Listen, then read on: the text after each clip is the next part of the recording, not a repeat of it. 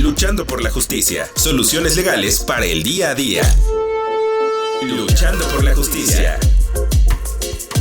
Hola, ¿qué tal, amigas y amigos de Luchando por la Justicia? Esperando que se encuentren muy bien y que tengan un viernes espectacular. Yo soy Jessica Torres y nos escuchamos a través de Ciudadana 660, todas las voces del Instituto Mexicano de la Radio. Invitarles a escuchar el contenido de este programa, así como diversa información que tenemos disponible para todas y todos ustedes a través del micrositio del Instituto Mexicano de la Radio. Y el día de hoy tenemos a un súper invitado que nos acompaña nuevamente. Él es el abogado Javier Díaz Noriega.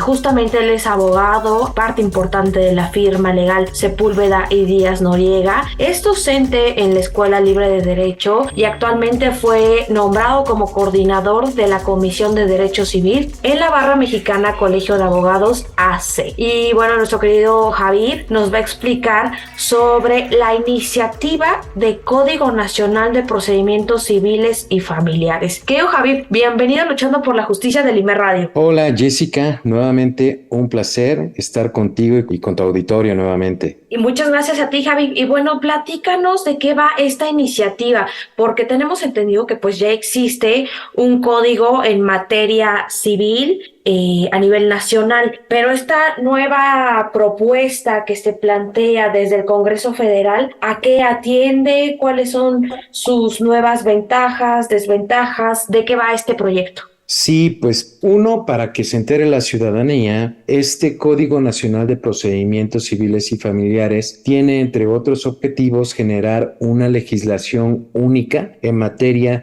de juicios que van a resolver los problemas que existan entre particulares y especialmente en materia de familia, que es lo que toca pues a todo el pueblo de México, ¿no? Y Javi, justamente en este punto que nos explicas de que van a haber diversidad de juicios o de medios de impugnación, ¿esto a qué va a atender?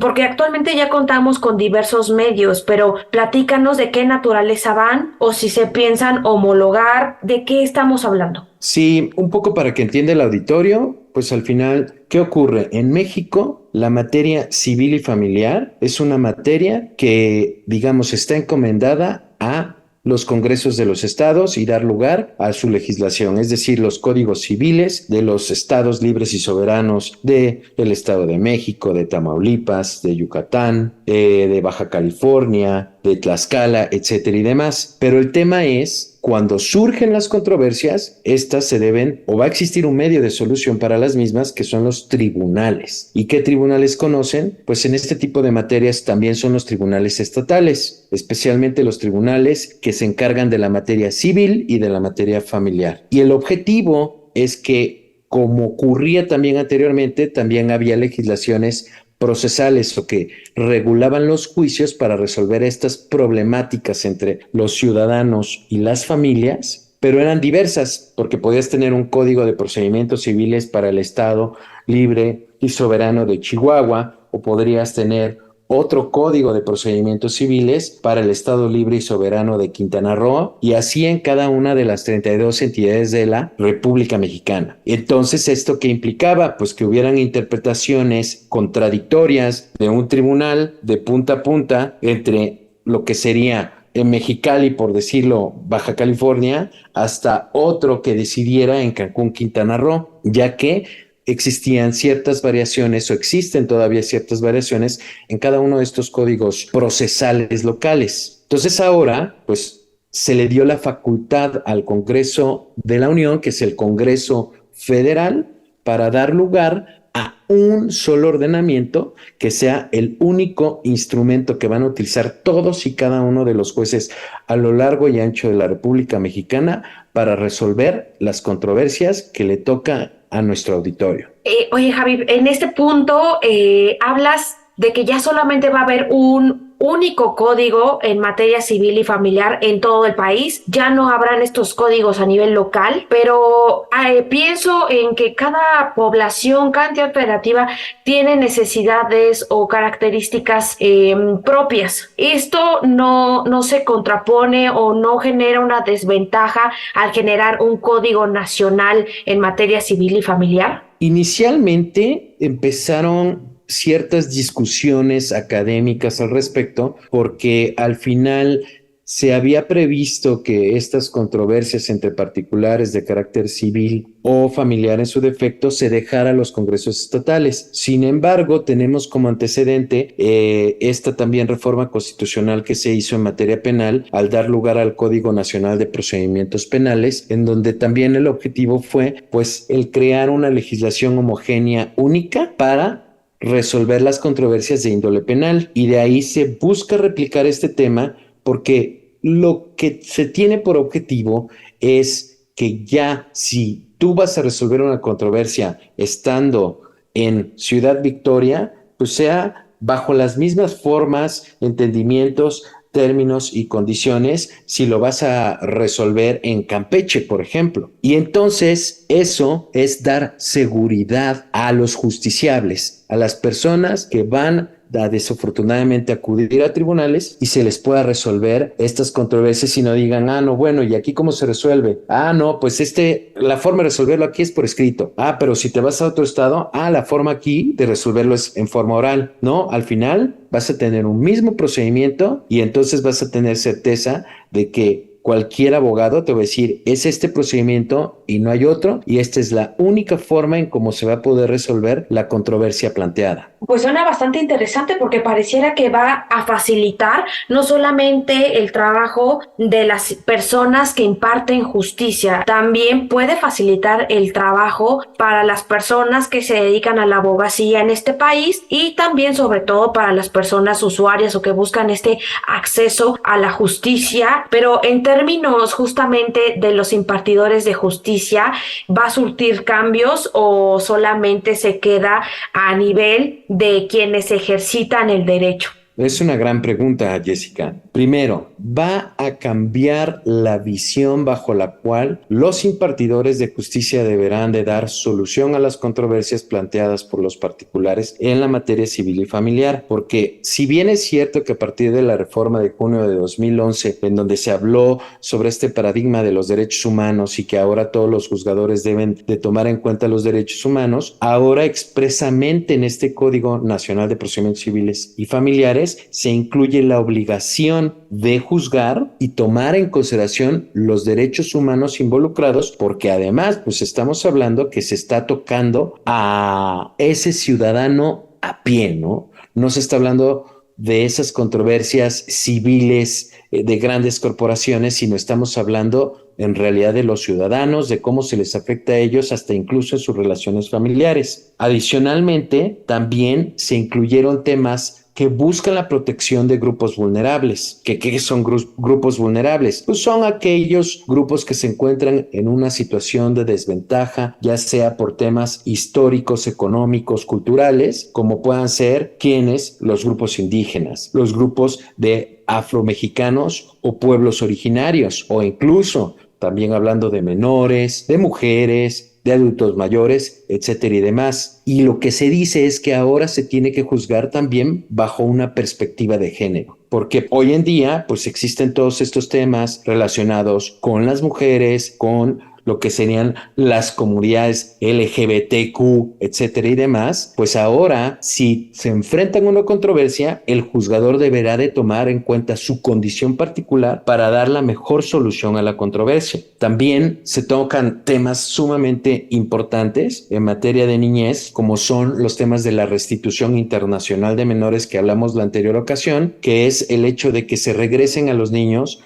a sus países de origen, o también dentro del territorio mexicano se regresen a los niños a sus estados de origen, porque hay padres que de repente pues el niño está viviendo en Chihuahua y el papá va por él a Chihuahua y se lo trae a Ciudad de México a la fuerza. Pues ahora se prevén procedimientos claros, precisos y contundentes y expeditos para resolver este tipo de controversias. También, que otra cosa muy relevante, se tiene un concepto importante en materia de pruebas, porque ahora pues si bien los justiciables no le entendían a los abogados el principio de las pruebas y pruebas indirectas, directas, etcétera y demás, que todo eso pues resulta ser muy oscuro, pues ahora lo que se busca es simplificar los temas probatorios para efecto de que el juzgador busque la verdad de la controversia y darle la solución justa a la misma. También tenemos temas relevantes en donde el juez, para efectos de hacer efectivo este tema probatorio, se le denomina el principio de indagación de la prueba, en donde puede decir: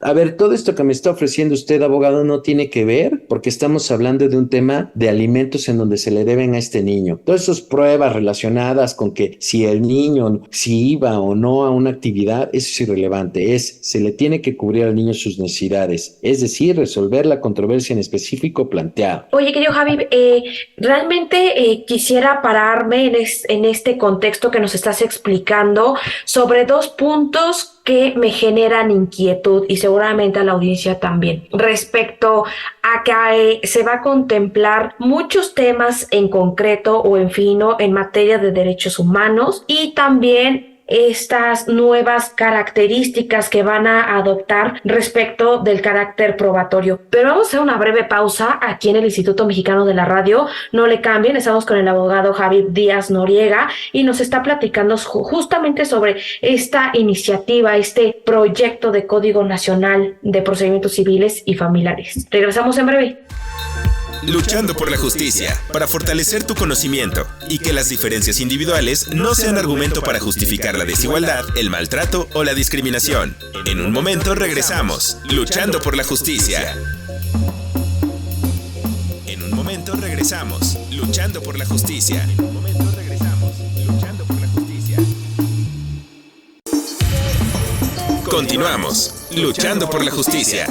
Amigas, amigos de Luchando por la Justicia, ya regresamos de una breve pausa aquí en Ciudadana 660, todas las voces del Instituto Mexicano de la Radio.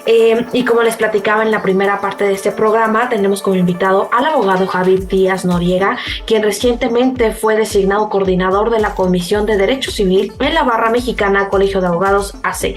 Y nos está platicando sobre esta iniciativa, este proyecto de Código Nacional de Procedimientos Civiles y Familiares. Pero querido Javi, nos estás explicando que esta nueva propuesta contempla todo lo que tenga que ver con los derechos humanos, que como bien nos comentabas, en 2011 fue retomado en la Constitución, y también este carácter probatorio. Entonces quisiera preguntarte dos cosas: si el que se vuelva a plantear el escenario en materia de derechos humanos en este código no resulta repetitivo de lo que ya existe en la Constitución en materia de derechos humanos, derivado de la reforma de 2011, y que también nos expliques si estos temas probatorios también ya van a poder permitir el que se consideren pruebas, por ejemplo, las capturas de pantalla de los WhatsApp, correos electrónicos, etcétera. No, bueno, Jessica, estamos entrando en materia. Y digamos, para efectos del auditorio,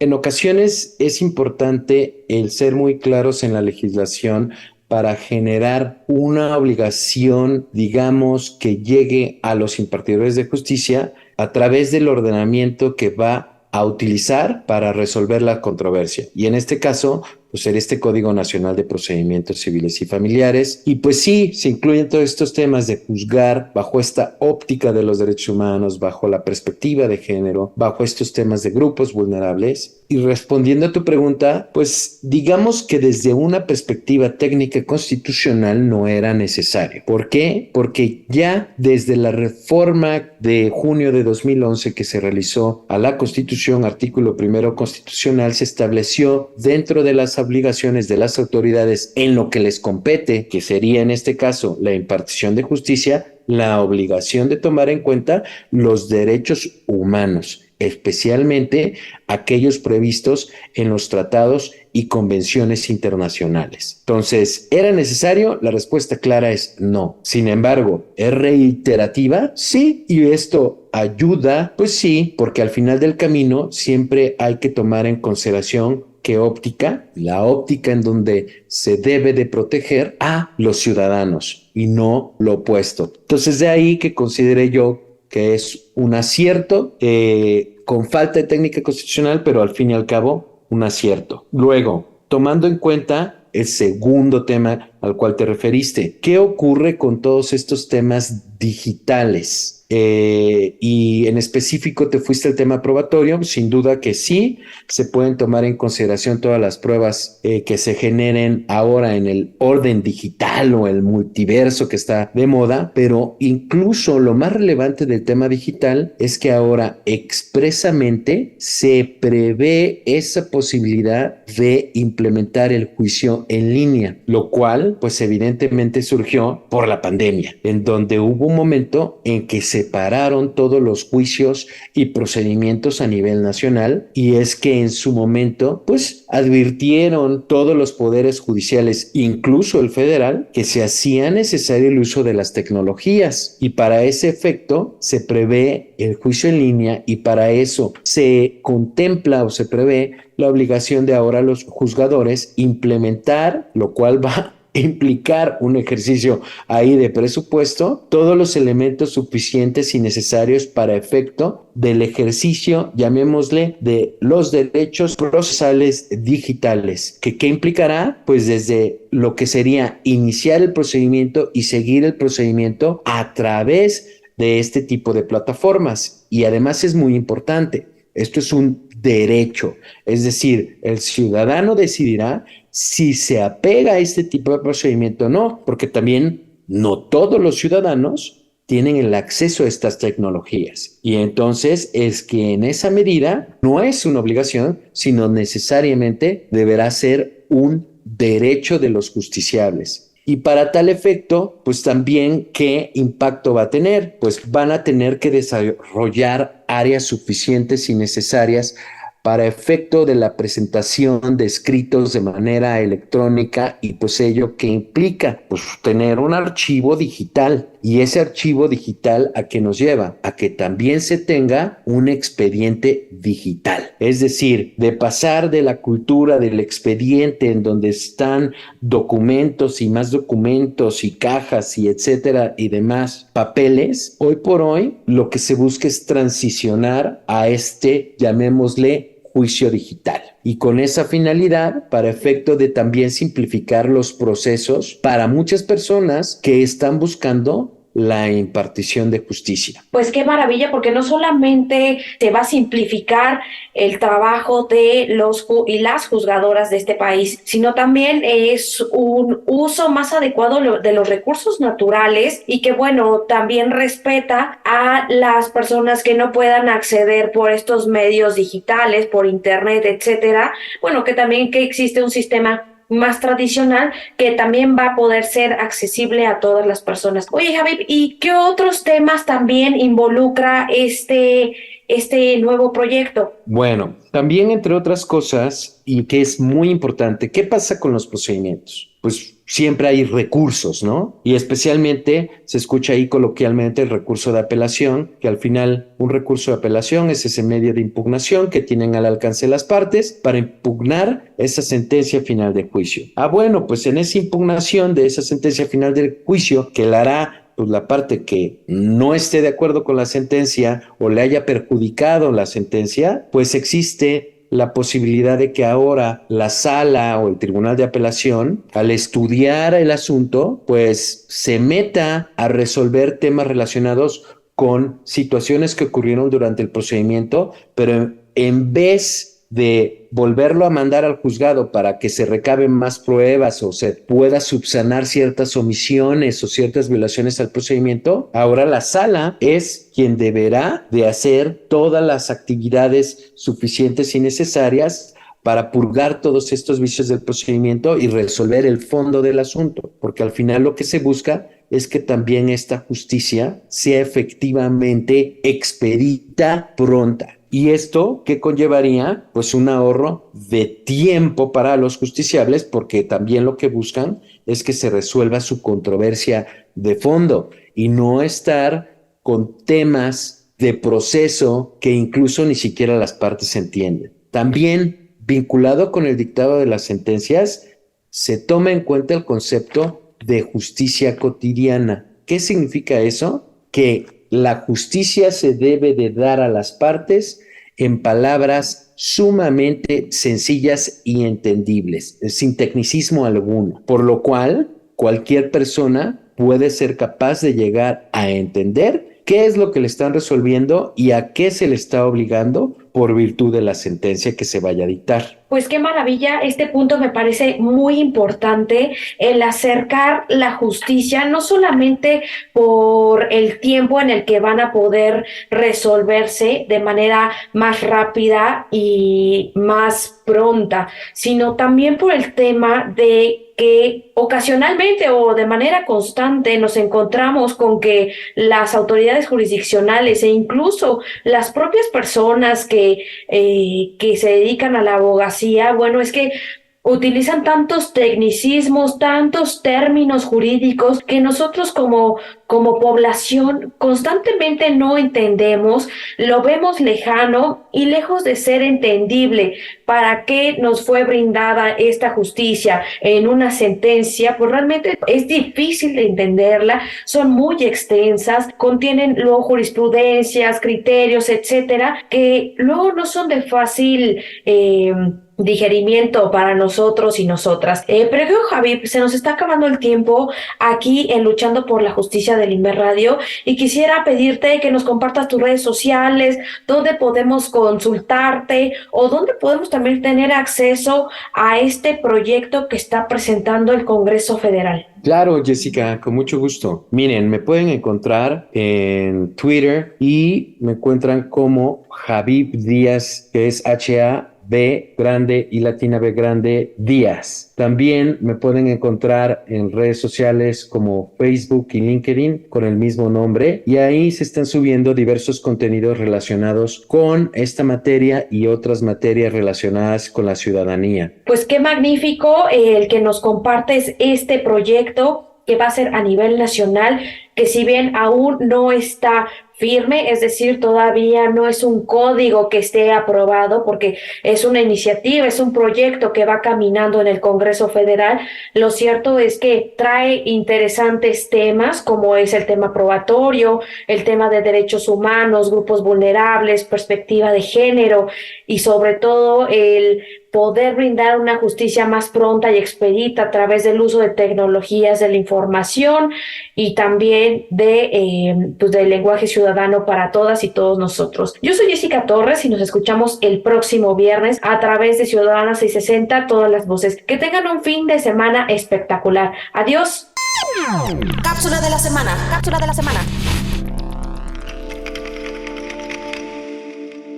Cada 5 de mayo se conmemora el Día Mundial de la Higiene de Manos, derivado de una campaña de la OMS de 2019 a fin de sensibilizar a la población mundial como una medida eficaz para reducir las infecciones relacionadas con la atención sanitaria, pues las infecciones asociadas a la atención sanitaria adquiridas en los establecimientos de salud son de las principales causas de defunción y aumento de la morbilidad en pacientes hospitalizados, por lo que la Organización Mundial de la Salud ha instruido al personal de salud y a quienes se encuentren en instalaciones sanitarias a adoptar medidas eficaces de higiene de manos. El punto de atención se refiere al lugar donde confluyen 3 elementos: el paciente, el trabajador de la salud y la atención o tratamiento que implica el contacto con el paciente o su entorno. Recordemos que la transmisión de patógenos relacionados con la atención de la salud a través de las manos se produce mediante contacto directo e indirecto, gotitas, aire y un vehículo común. Esto fue Luchando por la Justicia. Promueve el pensamiento de respeto a los derechos humanos. Luchando por la Justicia.